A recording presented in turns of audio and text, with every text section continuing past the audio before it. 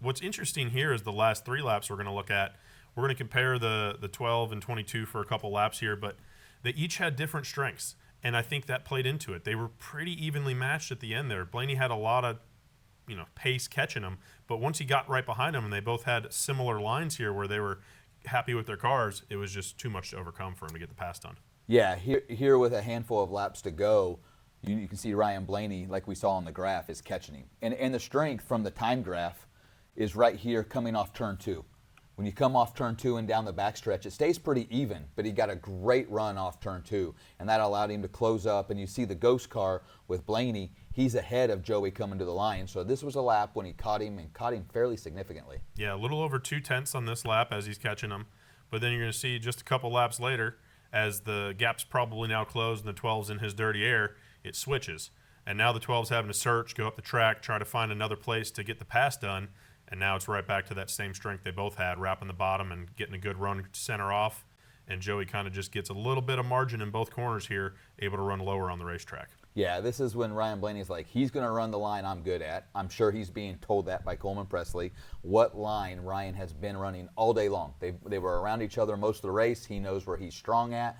Joey's like, my car's pretty good in the same spot. If I take that away, he has to go somewhere where he's not as good, and that'll allow us to kind of even out, and that's what you saw the last few laps. And it's kind of a repeat. We talked about how the 5 earlier was, running just his lane and making the 12 go around.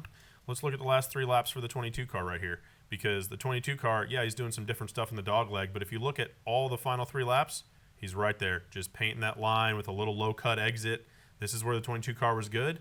He knows what the guy's doing in his mirror, but he knows if he just executes his line, he's going to have the car that can get beat. And what's amazing here, Travis, is if you look at when Joey Logano drops throttle, picks up throttle, drops throttle into turn 3, and picks it up again in turn 4, it's almost surgical. The lines are over top of each other every lap. Joey Logano was on his game. He's leading the race. It's pretty amazing to see those 3 laps over top of each other with throttle and brake and everything that Joey's doing the exact same to hit his marks. Let's look at the flip side of that, what the 12 was having to do to try to get the job done and pass him.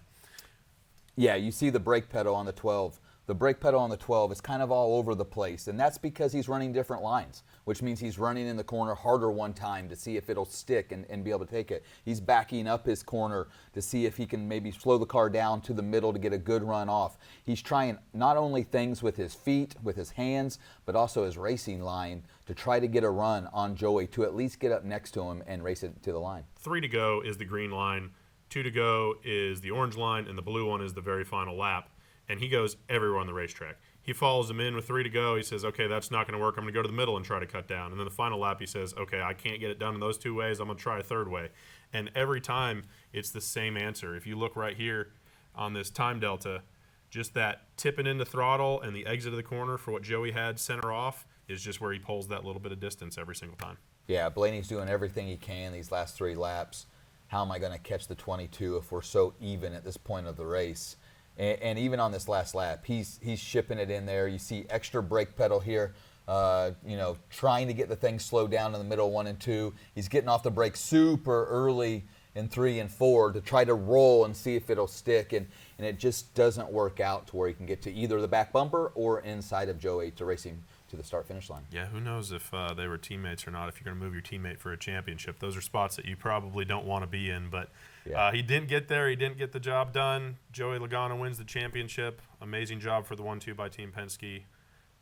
That's pretty much all she wrote right there.